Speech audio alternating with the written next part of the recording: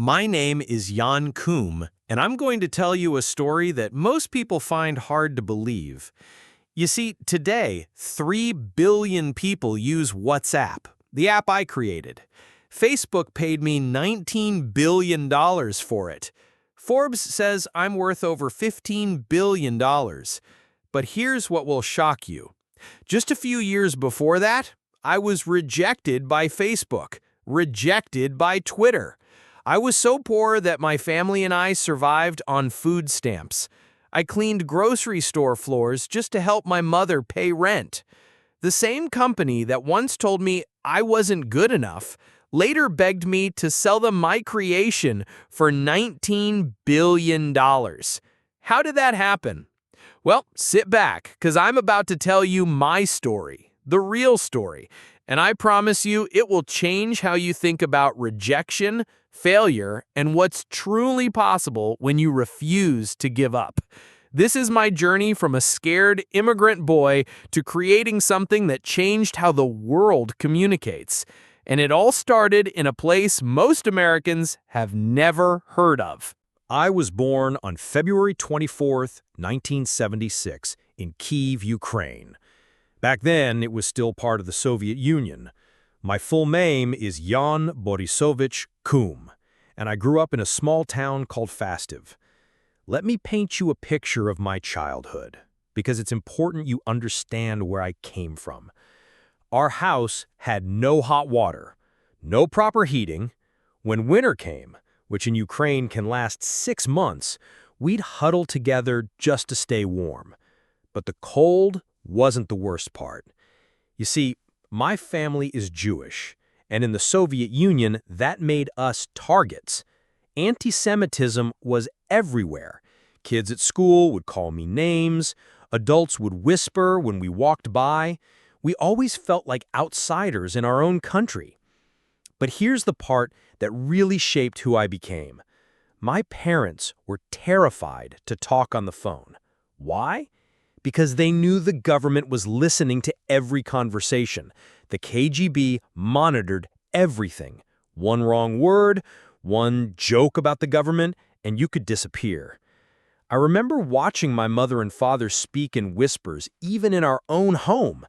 Can you imagine living like that? Never feeling safe even in your own house? This fear, this constant surveillance, it's something I've never forgotten. And years later, it would become one of the driving forces behind WhatsApp's commitment to privacy and encryption. By 1992, when I was 16, my mother made the bravest decision of her life. She looked at what was happening in our country, the political chaos, the rising anti-Semitism, the economic collapse, and she said, "We have to leave. We have to go to America." So we packed what little we had. My mother, my grandmother, and I got on a plane to California with basically nothing but hope. My father was supposed to join us later, but he never made it. He got sick and died in Ukraine in 1997. I never saw him again. That plane ride to America was the longest flight of my life. I didn't speak English. I had no idea what was waiting for us. But my mother kept telling me, in America, anything is possible if you work hard enough. I had no idea how much I would need to remember those words. We landed in Mountain View, California, and I thought we had made it to the promised land. But reality hit us fast and hard. We qualified for government assistance, welfare, food stamps, subsidized housing. The American dream? For us, it started in a small 2-bedroom apartment that the government helped us afford. My mother, who had been a homemaker in Ukraine, now had to work multiple jobs just to survive. She became a babysitter and house cleaner. I still remember her packing cleaning supplies in her suitcase when we left Ukraine, because she somehow knew that's how she'd have to make money in America. She would work 12, sometimes 14 hours a day, cleaning other people's houses, watching other people's children. And me? I got a job at a grocery store, sweeping floors, stocking shelves, doing whatever they needed. I was 16 years old, barely speaking English, earning minimum wage. But you know what? I wasn't embarrassed. I was grateful. In Ukraine, we had nothing. In America, even cleaning floors felt like progress. But here's what changed everything for me. I discovered computers. While other kids my age were playing sports or hanging out at the mall, I became obsessed with understanding how computers worked. I taught myself programming. I would spend hours and hours learning code, understanding networks, figuring out how the internet functioned. I joined this elite hacking group called Woo Woo. These were some of the smartest computer minds in the world, and somehow this poor immigrant kid from Ukraine was keeping up with them. Through Woo Woo, I met people who would later create Napster and other revolutionary technologies. But then, in 2000, tragedy struck our family again. My mother was diagnosed with cancer. The woman who had sacrificed everything to bring me to America, who worked herself to exhaustion so I could have a chance at a better life, was now fighting for her own life. And she lost that battle. At 24 years old, I was completely alone in America. No family, no safety net, just me, and whatever skills I had managed to learn. Most people in my situation would have been crushed. I could have easily given up, gone back to Europe, or just accepted a life of mediocrity. But my mother didn't sacrifice everything so I could give up at the first sign of real difficulty. I had to honor her memory by becoming everything she believed I could be. In 1997, while working as a security tester at Ernst & Young, I met someone who would change my life forever.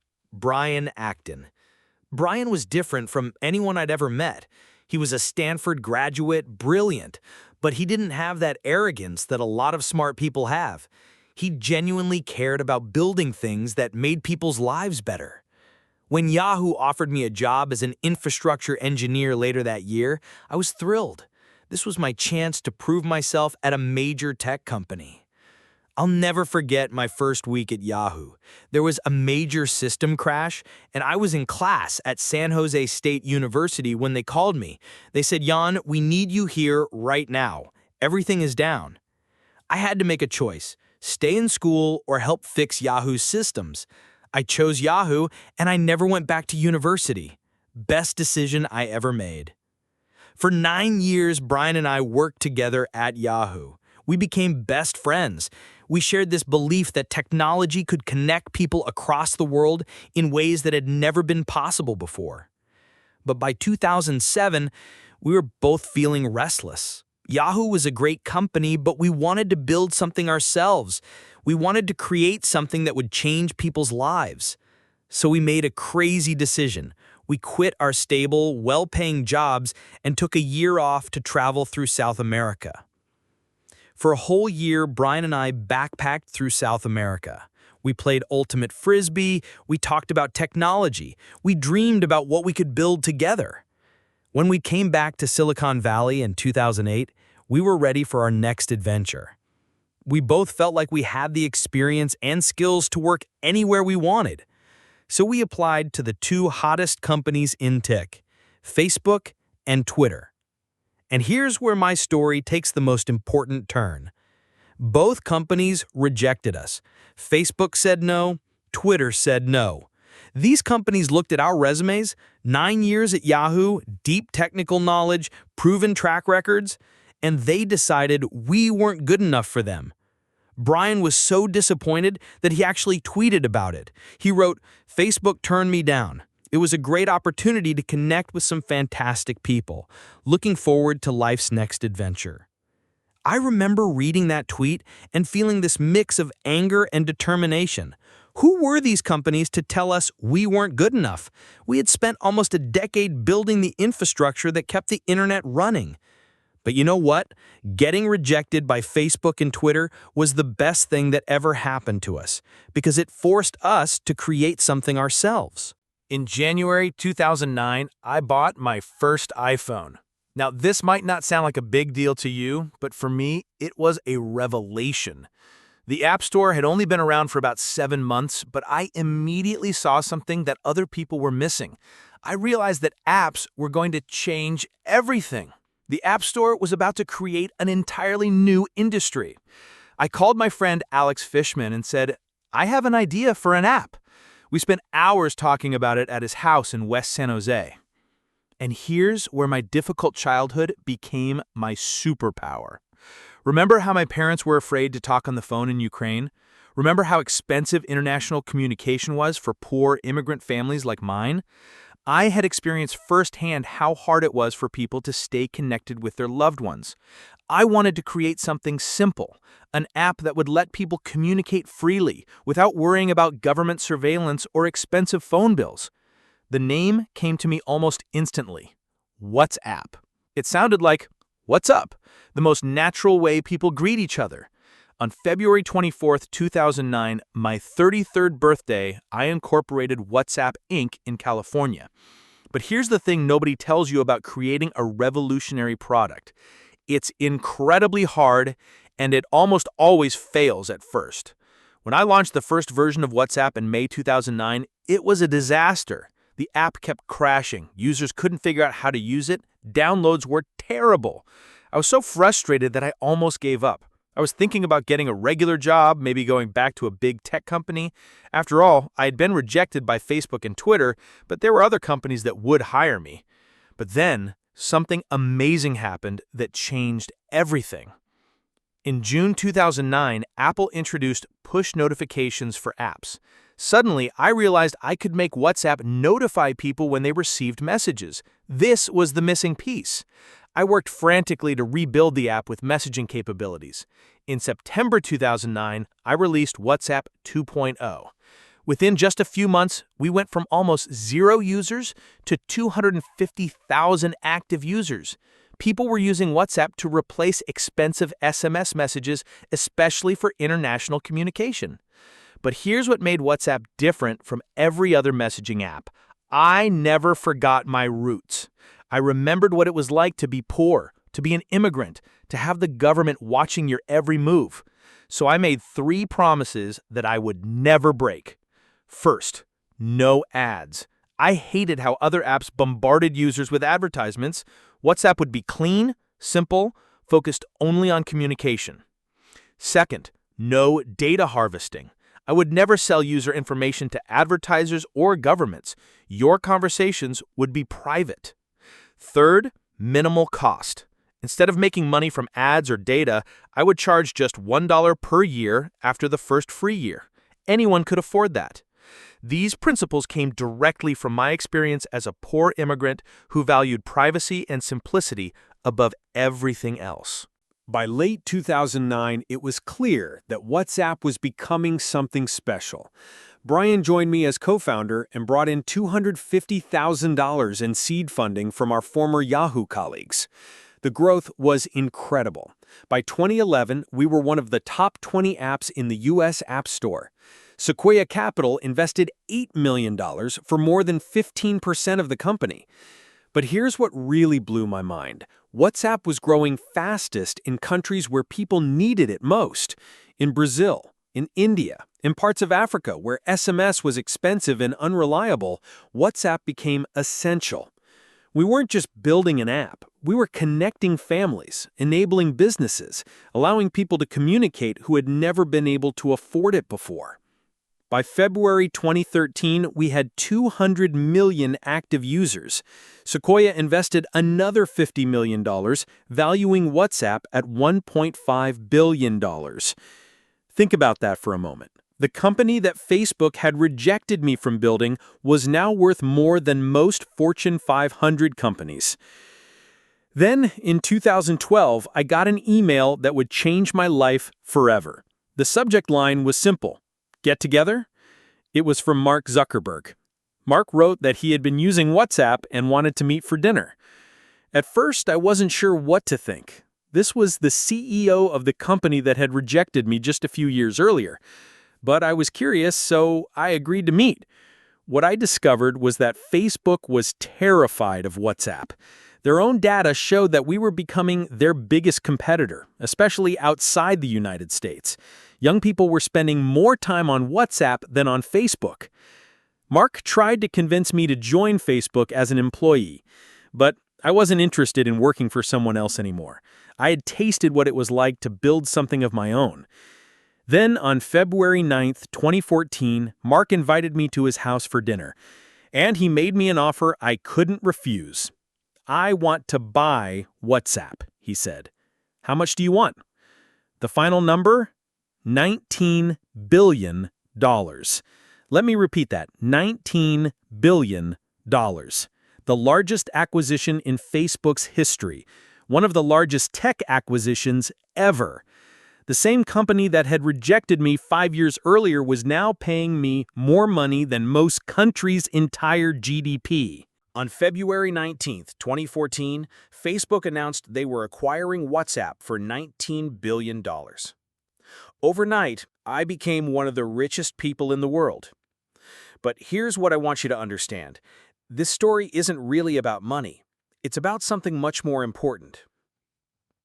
You see, when Facebook rejected me in 2009, I could have given up. I could have decided that I wasn't good enough for the tech industry. I could have taken a safe corporate job and lived a comfortable, ordinary life. Instead, I used that rejection as fuel. I took all the anger, all the disappointment, all the doubt, and I channeled it into creating something that would prove them wrong. Today, WhatsApp has over 3 billion users. That's more than 1/3 of everyone on Earth. We've connected families separated by oceans. We've enabled businesses in developing countries to reach new customers. We've given people a voice who never had one before. And here's the ironic part. In 2018, I left Facebook because we disagreed about privacy and advertising. I walked away from billions of dollars in unvested stock because I refused to compromise on the principles that made WhatsApp special. You see, I never forgot that scared 16-year-old immigrant boy who was afraid the government was listening to his phone calls. I never forgot what it felt like to choose between buying food and making a phone call home. Those experiences didn't make me bitter. They made me determined to build something better. So what's the lesson in all of this? When Facebook rejected me, they weren't rejecting my potential. They were rejecting their own vision of who I could become. They saw a former Yahoo employee with a foreign accent and a strange name. They couldn't see the person who understood better than anyone what the world really needed. But I knew something they didn't. I knew what it felt like to be disconnected from the people you love. I knew what it meant to struggle to communicate. And that knowledge, that pain, that experience of being an outsider, that's what made WhatsApp special. Today, when I look back at my journey from that small apartment in Mountain View, where my family survived on food stamps, to becoming one of the world's wealthiest entrepreneurs, I don't think about the money. I think about my mother, who cleaned houses so I could learn to code. I think about all the immigrants who use WhatsApp to talk to their families back home. I think about all the people who can now communicate freely without fear of surveillance or cost. Most importantly, I think about everyone who has ever been rejected, told they're not good enough, or made to feel like an outsider. Your rejection might be the best thing that ever happens to you. Not because rejection feels good, it doesn't, but because rejection forces you to prove to yourself what you're really capable of. When Mark Zuckerberg bought WhatsApp for $19 billion, he wasn't just buying an app. He was admitting that Facebook had made the biggest mistake in tech history when they rejected me. But here's the real secret. I'm grateful they rejected me. Because if they had hired me in 2009, I would have just been another employee. I never would have created WhatsApp. I never would have connected 3 billion people. I never would have proven that a poor immigrant kid could change the world. So the next time someone tells you that you're not good enough, the next time you face rejection, the next time you feel like giving up, remember my story. Remember that the same people who reject you today might be begging to buy what you create tomorrow. Remember that your biggest disadvantages, being poor, being foreign, being different, might actually be your greatest advantages. And remember that sometimes the best revenge is massive success. My name is Koum. I was rejected by Facebook and Twitter, and I used that rejection to create something that changed how 3 billion people communicate. What will you create with your rejection? I hope my story inspires you guys. Never give up on your dreams, no matter how crazy they seem. Thank you so much for listening.